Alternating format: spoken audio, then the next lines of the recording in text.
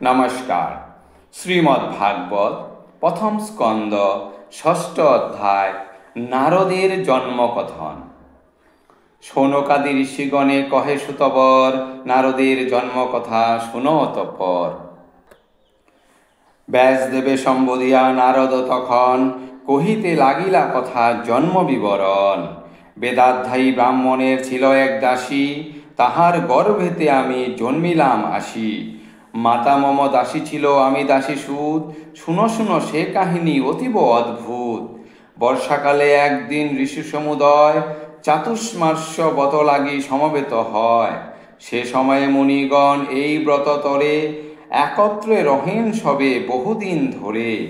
ব্রতের সাহায্যে হেতু জননী আমার নিয়োজিত করিলেন মুনির সেবায়। যদিও বালক ছিল বুদ্ধিবল, চঞ্চলতা লোভ ক্রিয়া তেজিনু সকল। পালিতাম সাধু আজ্ঞা সদা এক মনে, না হতো অধিক কথা তাহাদের শনে। হেরিয়া স্বভাব মোর জ্ঞানী ঋষিগণ, ভালোবাসি করিতেন দয়া বিতরণ। একদা উচ্ছিষ্ট রাখি সেই মুনিগণ, কহিলেন আমারে তা করিতে ভোজন। তাহাদের আজ্ঞামতে করিনু ভোজন, আছিল যতেক পাপ হলো নিবারণ।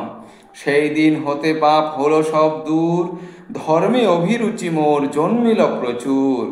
ঋষিগণ হরিগুণ করিলেন গান, শুনিয়া হতাম মুগ্ধ জুড়াতাম প্রাণ। শ্রবণে হইল হৃদে শ্রদ্ধার উদয়, শ্রদ্ধা বসে নারায়ণে প্রীতি উপজয়। নারায়ণে অনুরাগ জন্মিল আমার, বুঝিলাম ব্রহ্মময় জগৎ সংসার। আমি প্রপঞ্চাতীত হলো এই জ্ঞান, আমি সাক্ষাৎ ব্রহ্ম, আমি ভগবান। অবিদ্যার বশে সদা করিতেছি ভুল, আপনারে ভাবি সদা দেহধারী স্থূল। বরষা শরতে সেই মহামুনিগণ, করিতেন হরিযশ গীত সংকীর্তন। গীতে মোর হৃদি মাঝে ভকতি জন্মিল, রজতম গুণ তাহে বিনষ্ট হইল। পাপ শূন্য হয়ে আমি বিনয়ের শনে, দিবারাত্র সেবা করি সেই মুনিগণে। বর্ষাকাল গত হলে মুনি সমুদয়, দূর দেশে যাবে বলে সমুদ্যত হয়। যাইবার কালে তাহা স্নেহ সহকারে, গোপনীয় জ্ঞান দান করেন আমারে। আপনি অচ্যুত এই জ্ঞান দান করে, সেই জ্ঞানে কৃষ্ণ মায়া জানিনু অন্তরে। ভগবান বুঝিবারে পারে যেই জন, ভগবান প্রাপ্ত হয় শাস্ত্রের কথন। আধ্যাত্মিক ভৌতিক ও দৈবিক তাপন, ঈশ্বরে সপিলে নাহি থাকে কদাচন। যেই দ্রব্য হতে রোগ হয় উৎপাদন, সে দ্রব্য সেবনে শান্তি নহে কদাচন। কিন্তু যদি সেই দ্রব্য ঔষধে মিশাই, অবিলম্বে তাহা হতে উপকার পাই। এইরূপ কর্মে হয় সংসার বন্ধন, কিন্তু নারায়ণে যদি করি সমর্পণ। এ ভুবনে তবে কবু ভয় নাহি আর, অবশ্যই আত্মা তবে হইবে উদ্ধার। যদি বল কোনো কর্ম সপিব ঈশ্বরে, নিরাকার সেই ঈশ্বর সপিবা কি করে। জ্ঞান আর ভক্তি মাত্র ঈশ্বর কারণ, আছে মাত্র দুই কর্ম ব্যাপিয়া ভুবন।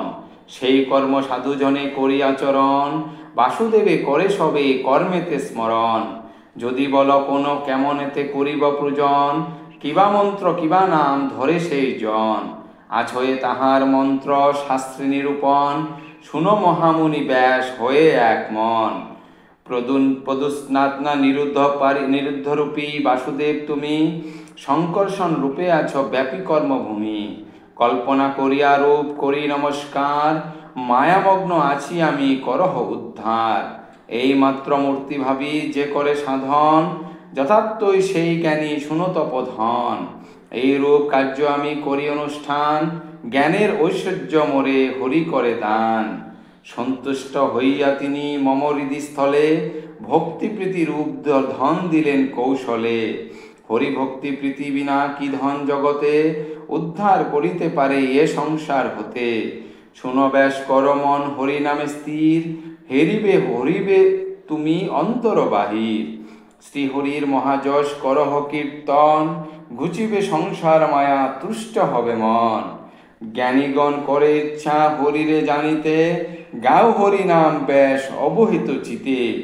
সুবোধ রচিল গীত হরি আশা করি, ত্যাজিয়া অনিত্য মায়া বল হরি হরি।